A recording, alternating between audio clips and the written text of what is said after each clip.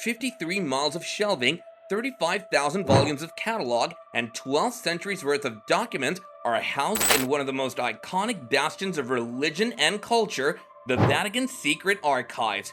Their existence is absolutely real, and their name invokes the mystery and pageantry of the Catholic Church, prompting imaginative theories about what might lie within. The archives' indexes aren't public and are only accessible to scholars once they're 75 years old, housed in a fortress-like part of the Vatican. The secretive nature of the Catholic Church and the potential trove within have fueled years of wild speculation about what was inside. Even today, conspiracy theories abound over its contents, such as the wacky speculation that the Vatican is hiding extraterrestrial beings inside. In reality, the Vatican's secret archives aren't actually secret. The word secret comes from a misunderstanding of the Latin word secretum, or private. The archives were designed to house the Holy See's official paperwork, along with correspondence and other information related to the Pope. They also contain some of the Catholic Church's most impressive treasures, documents dating back from the 8th century. Until 1881, not even scholars of Christianity were permitted access to the archives. That changed when Pope Leo XIII, known as an intellectual who confronted the modernization of the late 19th century, opened the trove to researchers. These fascinating documents not only tell the story of the Church, but also that of the rest of the world. One standout item is a letter from Mary, Queen of Scots, who was executed after being forced to abdicate her throne and serving nearly 20 years in custody. Facing beheading, she wrote a desperate letter to Pope Sixtus V, begging for her life and slamming the heretics who would eventually kill her. The Pope didn't intervene, and she was beheaded on February 8, 1587.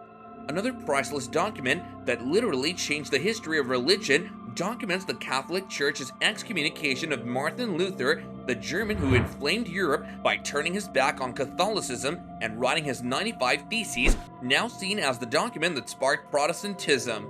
In response, Pope Leo X wrote Dissent Romanum Pontificum, a papal bull that kicked Luther out of the Catholic Church. This freed Luther to start a church of his own, and the schism has defined much of world history since. The secret archives also hold an extremely secretive document, the minutes of the trials against the Knights Templar. Known as the Chinon Parchment, it's the size of a dining room table, and it documents the trials of the Roman Catholic military order for things like blasphemous behavior and heresy during the Crusades. Thanks to an archival mistake, the parchment was lost for centuries and was only found in a box containing other documents in 2001. Now it's been correctly categorized and is available for researchers.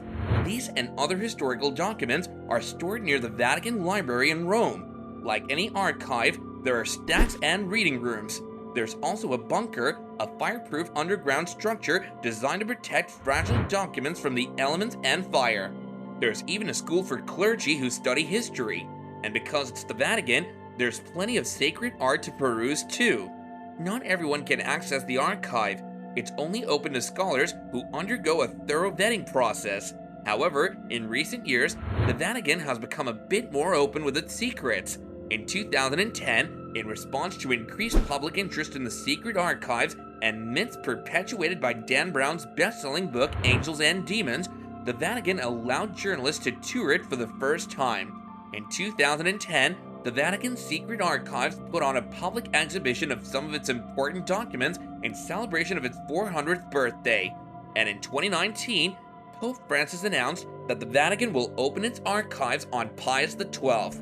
During an event commemorating the 18th anniversary of Pius XII's election to papacy, Francis said he had given orders for the archive to be open in March of 2020.